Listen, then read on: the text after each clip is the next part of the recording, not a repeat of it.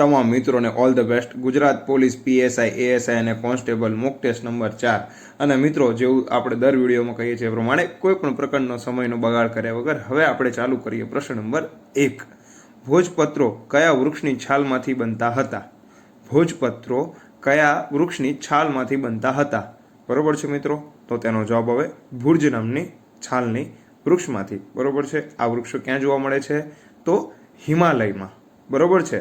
ત્યારબાદ પ્રશ્ન નંબર 2। સામાન્ય કે સાધારણ યુગ કોને કહેવામાં આવે છે? સામાન્ય કે સાધારણ યુગ કોને કહેવામાં આવે છે? તો મિત્રો, તેનો જવાબ આવે ઓપ્શન નંબર બી, સીઈ એટલે કે કોમન એરા। બરોબર છે, સીઈ એટલે કે કોમન એરાને સામાન્ય કે સાધારણ યુગ તરીકે ઓળખવામાં આવે છે।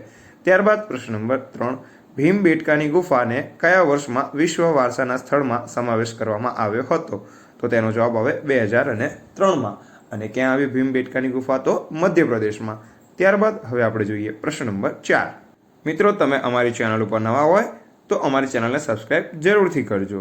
મહેરગઢ પુરાતત્વ સ્થળ ક્યાં આવેલ છે? મહેરગઢ પુરાતત્વ સ્થળ ક્યાં આવેલ છે? તો મિત્રો, તેનો જવાબ આવે પાકિસ્તાનમાં। ત્યારબાદ પ્રશ્ન નંબર 5। હેતુ આધારિત નકશાને કેટલા ભાગમાં વિભાજિત કરવામાં આવ્યા છે? મિત્રો, કેટલાક નકશાના પ્રકારો છે, તેમાંથી હેતુ આધારિત નકશાને કેટલા ભાગમાં વિભાજિત કરવામાં આવ્યા છે? તો મિત્રો, તેનો જવાબ આવે 2 ભાગમાં વિભાજિત કરવામાં આવ્યા છે। ત્યારબાદ પ્રશ્ન નંબર 6। એનએટીએમઓ સંસ્થા ક્યાં આવેલ છે? નાતમો સંસ્થા ક્યાં આવેલ છે? તો મિત્રો, તેનો જવાબ આવે પશ્ચિમ બંગાળ ખાતે। અને જો પશ્ચિમ બંગાળમાં ડિટેલમાં પૂછવામાં આવે તો કોલકાતા। બરોબર છે, કોલકાતા પશ્ચિમ બંગાળ ખાતે આ સંસ્થા આવેલી છે। હવે પ્રશ્ન નંબર 7।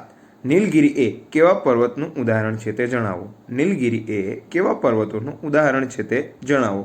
તો મિત્રો, તેનો જવાબ આવે અવિશિષ્ટ પર્વતોનું ઉદાહરણ છે। નીલગિરી પર્વતમાળા એ અવિશિષ્ટ પર્વત પ્રકારનું ઉદાહરણ છે।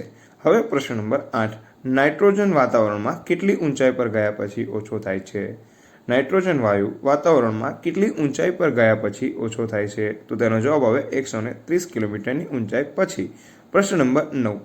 વાતાવરણમાં ઓઝોન વાયુનું પ્રમાણ કેટલા ટકા છે? વાતાવરણમાં ઓઝોન વાયુનું પ્રમાણ કેટલા ટકા છે? તો મિત્રો, તેનો જવાબ આવે 1%થી ઓછું। 1%થી ઓછું છે। હવે પ્રશ્ન નંબર 10। સ્થાનિક સ્વરાજની સંસ્થામાં સૌથી પાયાનું એકમ કયું છે? મિત્રો, સ્થાનિક સ્વરાજની સંસ્થામાં સૌથી પાયાનું એકમ કયું છે? તો તેનો ખૂબ જ સરળ પ્રશ્નનો જવાબ છે ગ્રામ પંચાયત। ગ્રામ પંચાયત એ સ્થાનિક સ્વરાજની સંસ્થાનું સૌથી પાયાનું એકમ છે। ત્યારબાદ પ્રશ્ન નંબર 11। સમરસ બિનહરીફ ચૂંટણી કયા વર્ષથી અસ્તિત્વમાં આવી?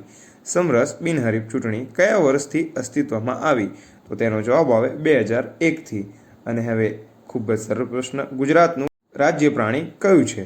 તો મિત્રો, તેનો જવાબ આવે સિંહ। સિંહ એ ગુજરાતનું રાજ્ય પ્રાણી છે। હવે આપણે જોઈએ પ્રશ્ન નંબર 13। સુરખાબ ભારતમાં માત્ર એક જ સ્થળ પર માળા બનાવે છે, તે સ્થળ કયું છે?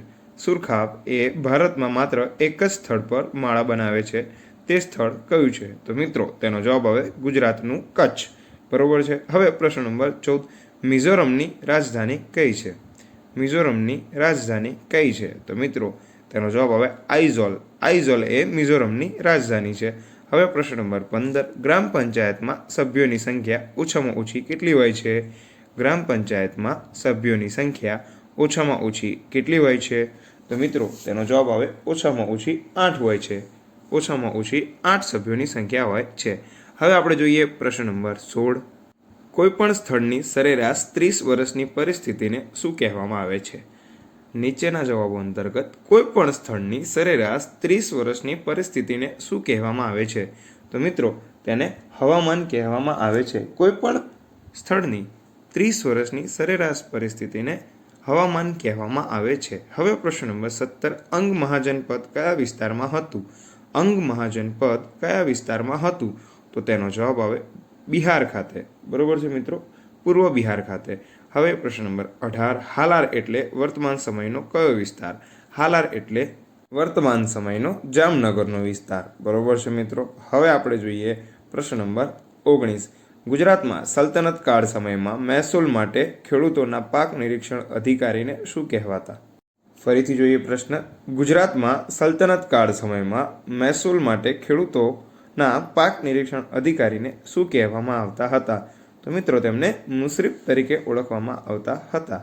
હવે પ્રશ્ન નંબર 20 અને આજનો છેલ્લો પ્રશ્ન. જિલ્લા પંચાયતના અધ્યક્ષને શું કહેવામાં આવે છે? જિલ્લા પંચાયતના અધ્યક્ષને શું કહેવામાં આવે છે? તો મિત્રો તેમને પ્રમુખ કહેવામાં આવે છે. આવા જ બીજા વિડીયોને જોવા માટે અમારી ચેનલને સબસ્ક્રાઇબ કરો. તમારે 20માંથી કેટલા પ્રશ્નો સાચા પડ્યા તે અમને કોમેન્ટ દ્વારા જરૂરથી જણાવજો. આવનારી તમામ એક્ઝામ માટે ઓલ ધ બેસ્ટ. જય હિન્દ, જય ભારત. ફરી મળીએ આવા વિડીયો.